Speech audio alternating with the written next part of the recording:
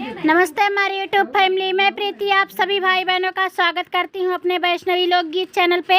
आज हम आप सभी के बीच लेकर के आ गए हैं बहुत ही प्यारा कारवा गीत। दोस्तों कैसा लगेगा कमेंट करके ज़रूर बताइएगा। वीडियो देखने से पहले आप लोग हमारे चैनल पे नए हैं तो सब्सक्राइब जरूर कर लीजिएगा, लाइक कर दीजिएगा।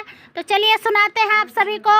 हम कबल मिलल बाना दानवाना, हम कबल मिलल बाना दानवाना, हो न दानवाना, हो न दानवाना, हम कबल मिलल बाना दानवाना, हम कबल मिलल बाना दानवाना। बालमा के लइके गईली घूमे बजरिया, घूमे बजरिया, हो घूमे बजरिया।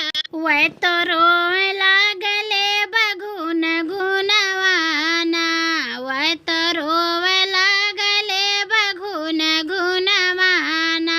हम कबल मिलल बाना दानवाना, हम कबल मिलल बाना दानवाना। न दानवाना, हो न दानवाना, हम कबल मिलल बाना दानवाना।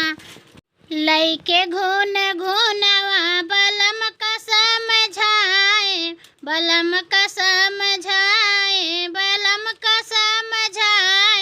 वह तो रोवे लाग झूलब झूलनवाना, वह तो रोवे लाग झूलब झूलनवाना।